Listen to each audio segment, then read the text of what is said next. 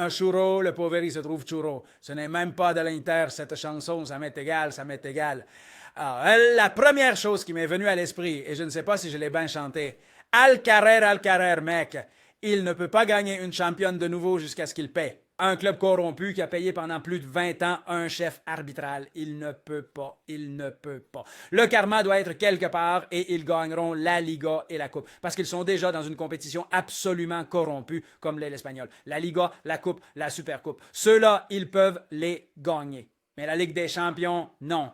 Et ils ont été proches, mais il doit y avoir quelque chose. Il doit y avoir quelque chose là dans l'univers conspirant pour le bien, parce que l'éthique et la morale et tout ce qui est bon dans ce monde doit à un moment donné apparaître. Ah, et ça a été une chose. Ça a été une chose.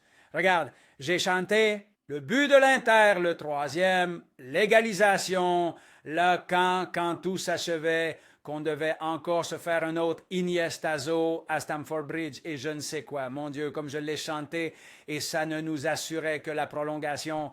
Eh ben, garçon, et les arrêts de Sommer, les arrêts de Sommer. L'Inter a un sommaire il y a longtemps. Il y avait un joueur à l'Inter qui s'appelait Winter.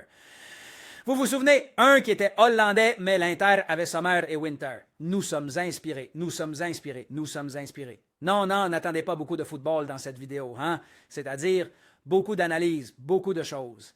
Quelque chose n'ira pas, car on ne l'attend jamais, non? C'est bien, c'est bien, c'est bien. Non, sérieusement, voyons.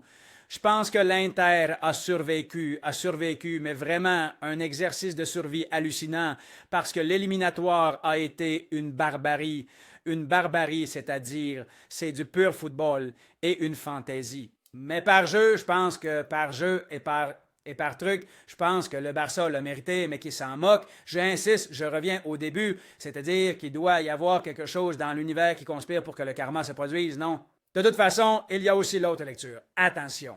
Il y a une manière de jouer au football qui est celle de l'Inter, qui est très bien. Profiter du fait que le Barça en défense est une passoire, parce que c'est une passoire. Et attention, s'ils ne jouaient pas si bien le hors-jeu. Et, eh bien, enfin, c'est ce qui les sauve. Peut-être que pour cela aussi, en prenant tant de risques, ils encaissent ça, non? Ah, oh, quelle joie. Mais attends, il y a eu une tentative, hein, ou une tentative de braquage. Regardons ici quelque chose que les gens ne se souviennent peut-être pas parce que nous sommes tous très joyeux et tout, mais attention, hein?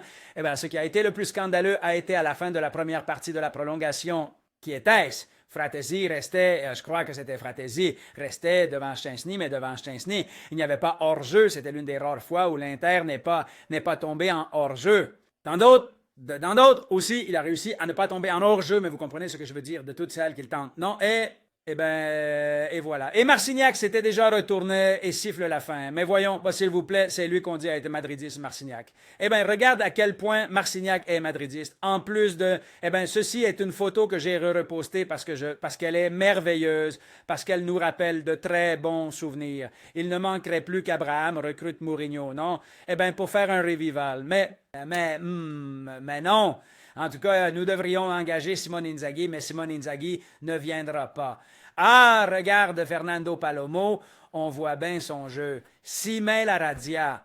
Eh bien, tu vas rester sur ta faim, Palomo, on voit bien ton jeu. Oh, quelle photo merveilleuse avec les arroseurs là, à fond au Camp Nou et avec Victor Valdés arrivant à Mourinho en disant « Non, ne fais pas ça, ne fais pas ça !»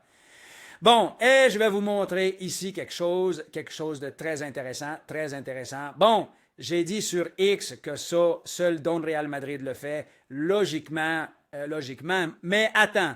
Bon, après avoir ri ici de tout ce qui, d'accord, c'est un moment du match où Inigo Martinez crache sur Serviera, je ne me souviens pas qui c'était, un footballeur de l'Inter. Il crache. Où est le VAR? Ici, où est le VAR? Où est le VAR?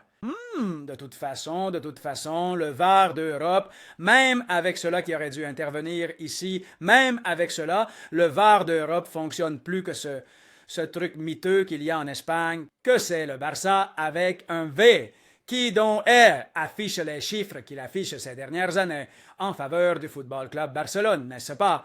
Car, heureusement, dans la première partie, cette entrée de Cubarsí que Marcignac n'avait pas sifflé comme penalty, eh bien le VAR intervient là et on voit clairement qu'il touche d'abord le pied de Lautaro Martinez qui fait aussi pour heurter, mais bon, c'est légitime. C'est comme Olmo dans le match contre le Celta, comment il fait aussi pour heurter avec la jambe du footballeur du Celta, donc que se prenne la tête.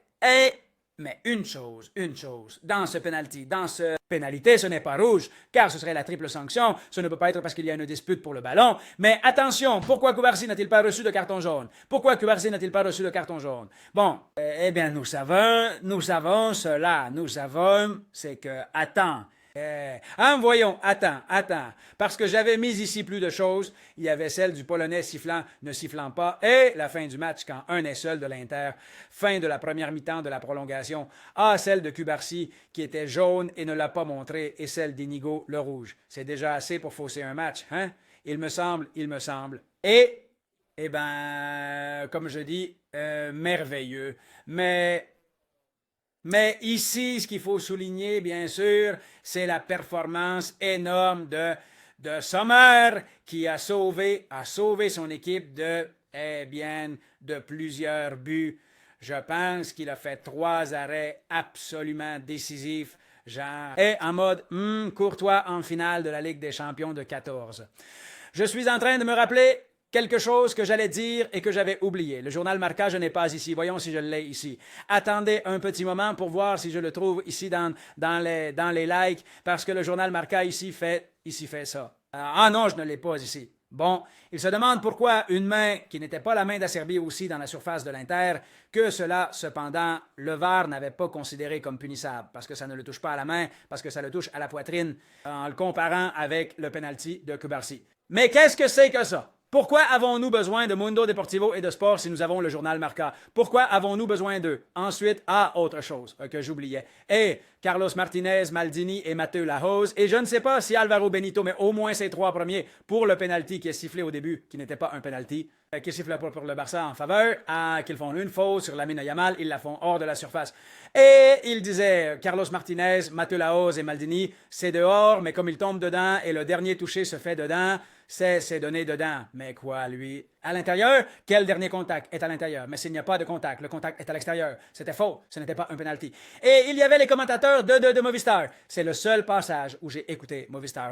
Aussi, je vous le dis, le seul moment, parce qu'avant j'écoutais la radio, mais apparemment je pense que tout le reste, c'est-à-dire pour eux, le penalty de Cubarsí, enfin, bon, c'est toujours pareil, non? Ils s'attendaient à ce que ce soit le 2.0 de Stamford Bridge. Et il y avait autre chose ici qui est stupéfiante en parlant du journal Sport et du journal Mundo Deportivo, c'est-à-dire comparer cela avec le Marca demandant aujourd'hui un penalty pour une main dans la surface de l'Inter avec ce que publiait le journal Sport le jour de la finale de l'année 2017, même que Madrid a gagné contre la Juve ce jour-là. Forza Juve, hein?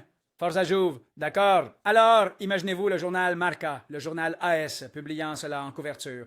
Vous voyez le désavantage narratif que nous avons toujours, absolument toujours, parce que les journaux d'ici, ce sont les journaux de tous les supporters et du football espagnol, et les journaux de là-bas sont de véritables hooligans du Barça contre le Real Madrid. Eh bien, dégagez tous, mec, allez vous faire voir. Allez, et voilà. Et je ne sais pas s'il y avait autre chose que je voulais commenter. Je crois que c'est bon, non? Je crois que c'est bon. Bon, et que dimanche, ils peuvent nous exploser, je vous l'ai dit aussi.